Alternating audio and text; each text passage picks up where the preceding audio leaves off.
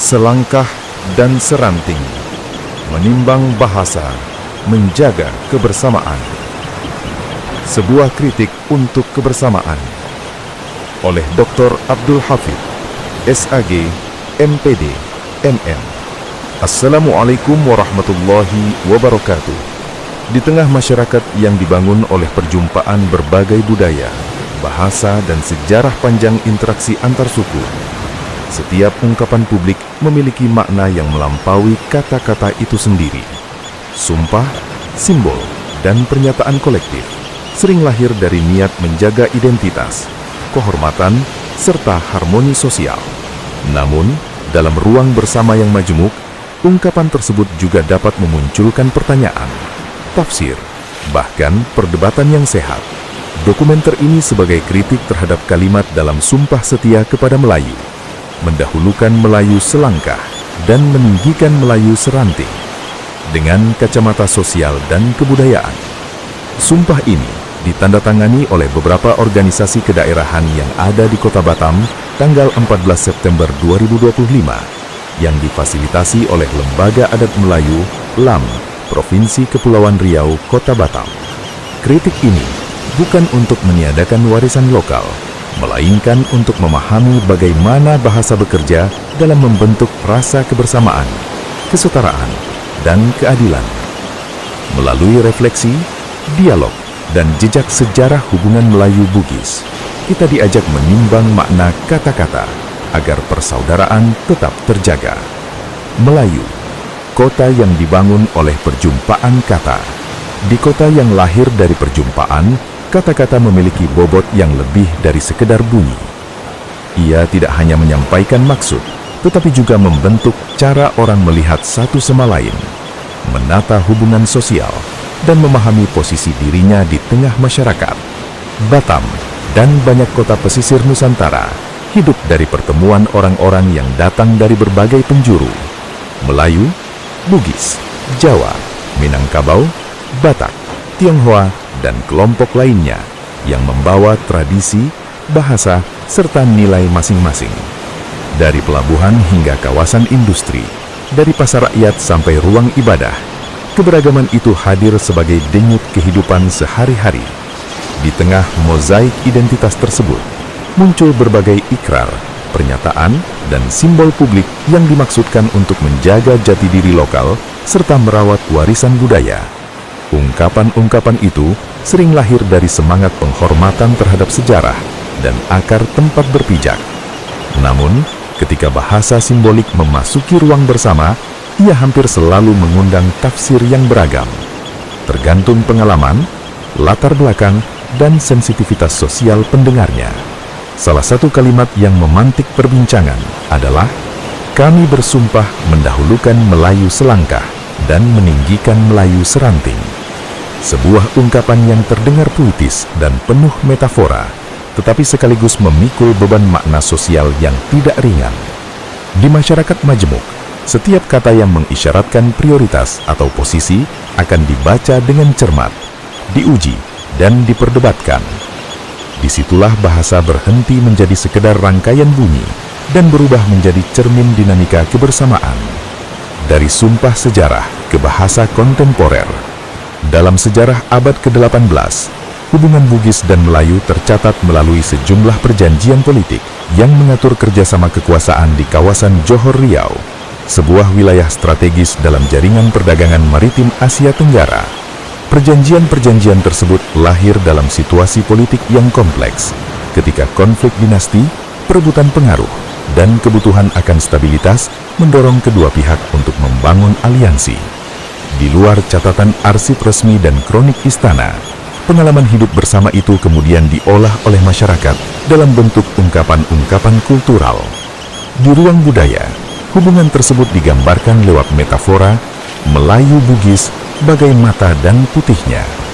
Sebuah bahasa simbolik, bukan kutipan dokumenter, yang menekankan kedekatan, ketergantungan, dan keseimbangan peran. Mata dan putihnya adalah dua unsur berbeda, namun hanya dapat berfungsi ketika hadir bersama. Ungkapan ini merepresentasikan gagasan bahwa relasi Bugis Melayu dibayangkan sebagai kemitraan yang saling menguatkan, tidak saling meninggikan, tidak saling mendahului. Sebuah ideal tentang hidup berdampingan yang terus diwariskan sebagai penanda persaudaraan lintas identitas di wilayah pesisir Nusantara. Membaca kata mendahulukan dan meninggikan. Dalam metafora Melayu Bugis, mata dan putihnya tidak berada dalam hubungan hierarkis. Keduanya memiliki fungsi yang berbeda, tetapi saling bergantung satu sama lain. Tanpa putih mata, pusat pandangan tidak terlindungi. Tanpa mata sebagai alat melihat, putihnya kehilangan makna. Metafora ini, yang hidup dalam narasi kultural masyarakat, sering dipahami sebagai gambaran ideal tentang relasi sejajar, sebuah hubungan yang dibangun atas dasar saling melengkapi, bukan saling mengungguli. Karena itu, sebagian warga kemudian melihat adanya ketegangan naratif ketika ungkapan kesejajaran itu dipertemukan dengan bahasa lain yang menggunakan diksi mendahulukan dan meninggikan. Dua jenis bahasa ini membawa pesan yang berbeda. Yang satu berbicara tentang berdampingan, tentang berjalan bersama dalam satu garis yang sama. Yang lain membuka kemungkinan dibaca sebagai mendahului atau menempatkan satu pihak pada posisi yang lebih tinggi, meskipun maksud awalnya mungkin bersifat simbolik atau kultural. Perbedaan nada inilah yang membuat diskusi publik menguat. Di ruang-ruang percakapan warga, dari forum akademik hingga pertemuan komunitas, orang mulai membandingkan metafora-metafora tersebut, menimbang implikasinya, dan mempertanyakan bagaimana bahasa mempengaruhi rasa kebersamaan.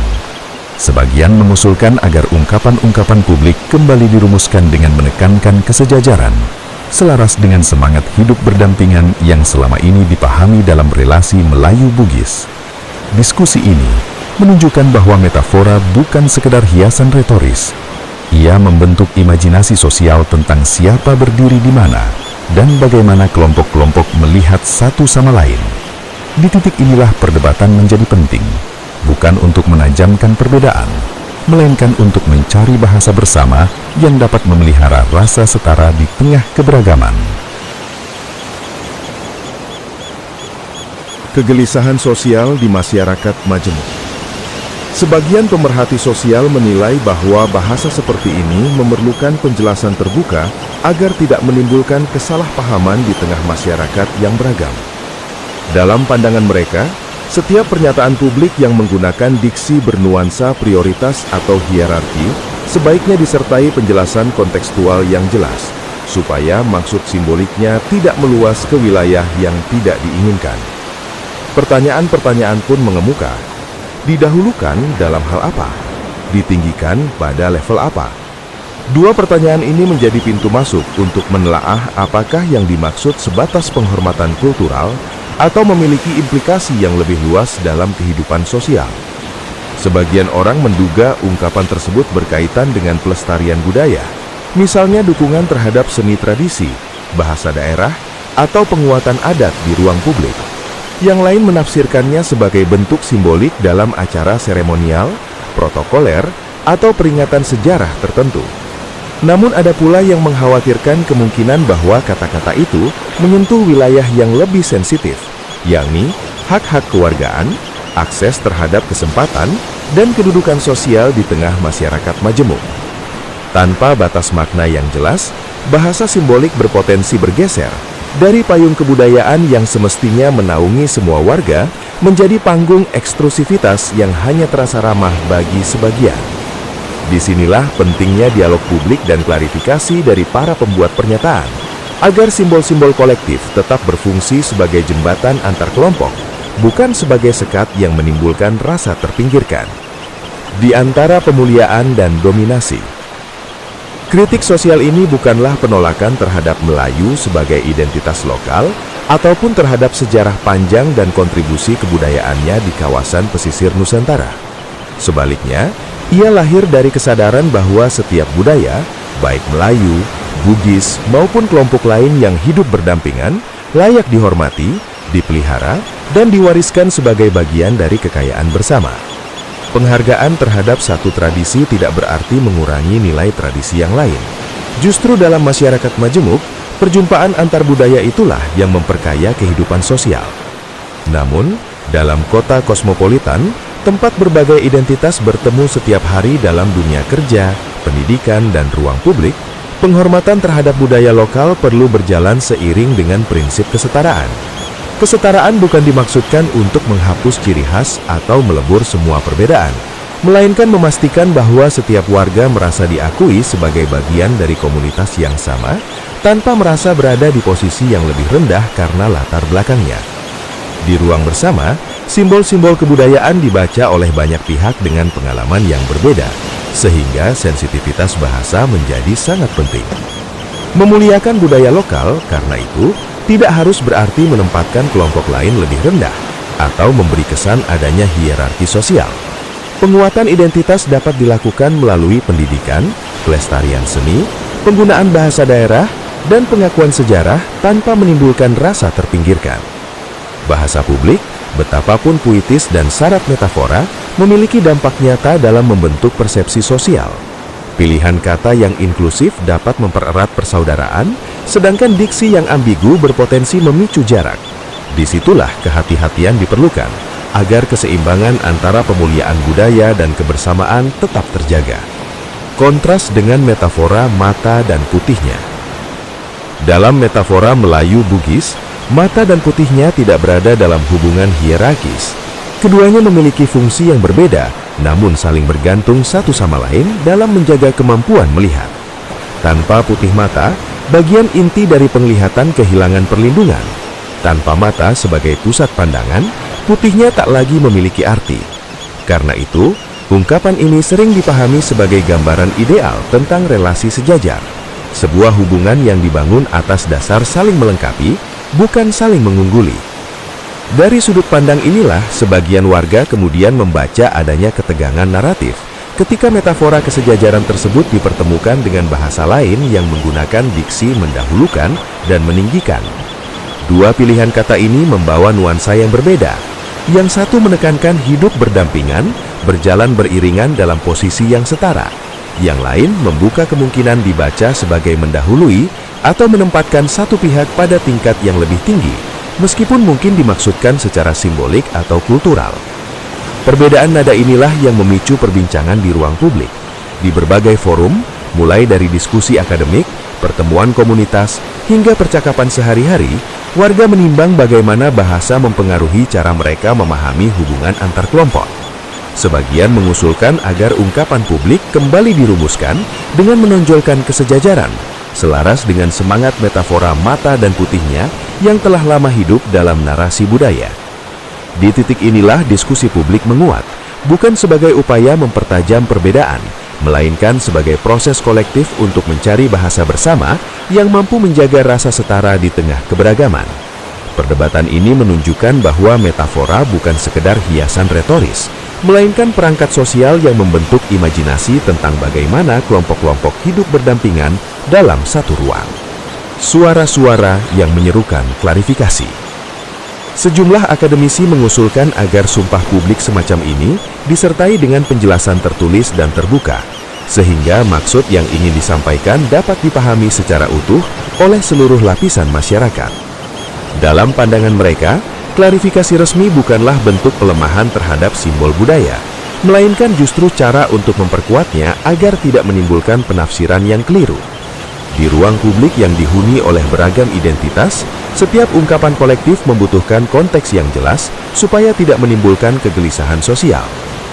Para akademisi tersebut menekankan bahwa istilah mendahulukan sebaiknya dimaknai sebagai upaya menjaga dan melestarikan warisan lokal di tanahnya sendiri melalui pendidikan, kebijakan kebudayaan, perlindungan situs sejarah, serta dukungan terhadap seni dan bahasa daerah. Dengan demikian, kata itu tidak dipahami sebagai pemberian hak istimewa struktural, melainkan sebagai komitmen untuk merawat identitas yang tumbuh dari sejarah panjang wilayah tersebut. Begitu pula dengan istilah meninggikan.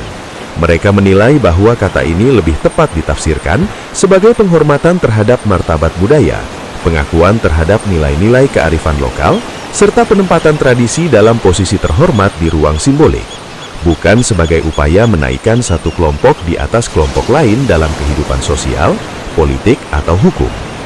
Menurut para pengamat ini, Penjelasan semacam itu penting untuk mencegah salah tafsir yang bisa berkembang di masyarakat luas, terutama di tengah arus informasi yang cepat dan seringkali terpotong-potong.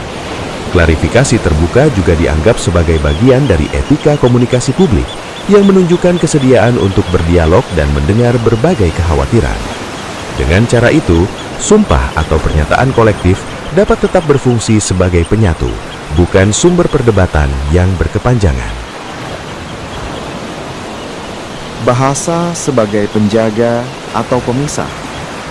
Bahasa bukan sekadar alat bicara yang menyampaikan informasi dari satu pihak ke pihak lain. Ia juga membentuk cara orang memandang diri, orang lain, dan komunitas tempat mereka hidup. Pilihan kata dalam ruang publik dapat menumbuhkan rasa memiliki, memperkuat ikatan sosial, serta menciptakan perasaan bahwa setiap warga adalah bagian dari satu rumah bersama. Karena itu, bahasa memiliki daya membangun, namun juga berpotensi melukai bila tidak digunakan dengan cermat. Dalam masyarakat plural, di mana beragam latar belakang etnis, agama, dan budaya bertemu setiap hari, kata-kata yang ambigu dapat menjadi benih jarak. Ungkapan yang tidak disertai penjelasan atau mudah ditafsirkan secara berbeda bisa memunculkan kecurigaan, perasaan tersisih, atau kekhawatiran akan adanya perlakuan yang tidak setara. Ketika tafsir-tafsir itu berkembang tanpa ruang dialog, jarak sosial pun perlahan dapat terbentuk, bahkan di antara kelompok yang selama ini hidup berdampingan.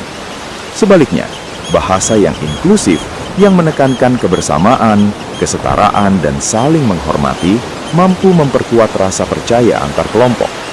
Diksi yang berhati-hati, terbuka terhadap keberagaman, dan menghindari kesan hierarkis membantu menciptakan ruang sosial yang lebih aman dan ramah bagi semua pihak.